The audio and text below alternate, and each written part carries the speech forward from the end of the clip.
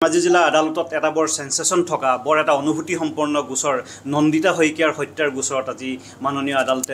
ৰায়দান কৰাৰ দিন ধাৰ্য আছিল আৰু আজি ৰায়দান কৰা গোচৰৰ ঘটনাক্ৰম আছিল এনে ধৰণৰ 21/8/2021 তাৰিখে মৰিধল কলেজৰ হিন্দী বিভাগত সেমিষ্টাৰৰ পৰীক্ষা দিবলৈ অহা দুগৰাকী ছাত্ৰী কাশ্মিনা দত্ত আৰু নন্দিতা শইকীয়া তেওঁলোকে দেৱদত্ত কাশ্মিনা দত্তৰ দেউতাক তেখেতৰ বাইকতে উঠি পৰীক্ষা শেষ কৰাৰ পিছত ঘৰলৈ উভতি আহিছিল আৰু ধেমাজি চহৰত পোৱাৰ পিছত তেওঁলোকে ASTC বাছ ষ্টেণ্ডৰ অপজিটত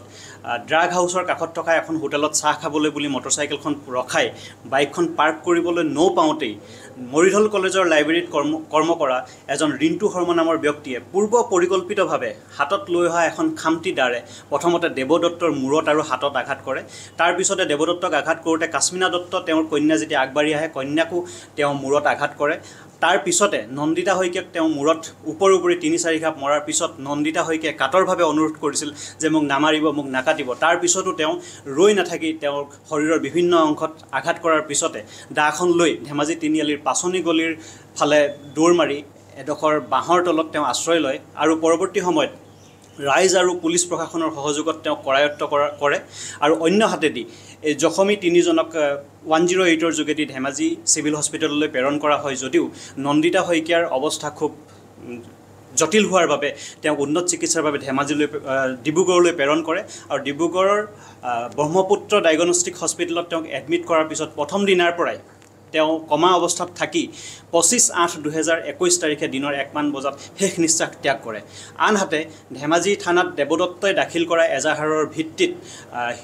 তেতিয়াৰ OC হিতেশ কুমাৰ শৰ্মা আৰু SI নেকিব আহমেদে গোচৰটোৰ তদন্ত সমাপ্ত কৰি সৰ্বমুঠ 42 জনৰ সাক্ষ্য গ্ৰহণ কৰি মাননীয় আদালতত চাৰ্জশ্বিট দাখিল কৰে আৰু মাননীয় আদালতে তাৰে 41 জনৰ সাক্ষ্য গ্ৰহণ কৰি আজি গোচৰটোৰ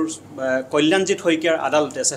অনাৰেবল সেশন এণ্ড ডিষ্ট্ৰিক্ট জাজ কল্যাণজিৎ শইকীয়াৰ আদালতে আজি গোচৰটো চূড়ান্ত ৰায়দান কৰিছে আৰু আজি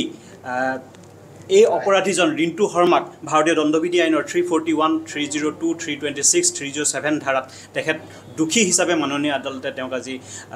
সাব্যস্ত কৰিছে আৰু কাইলৈৰ দিনটো অৰ্থাৎ 21/8/2025 তাৰিখে তেখেতক কি শাস্তি প্ৰদান কৰিব সেইটো মাননীয় আদালতে কাইলৈৰ বাবে দিন ধাৰ্য ধৰিছে এইটো সেন্টেন্স হিয়াৰিং বুলি ৰখা হৈছে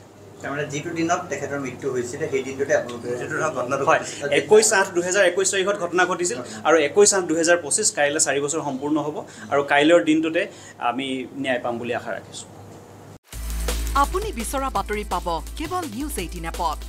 নিউজ 18 এপ ডাউনলোড কৰিবলৈ স্ক্যান কৰক এই QR কোড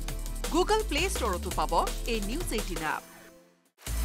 আপুনি বিচৰা বাতৰি পাব কেৱল নিউজ 18 এপত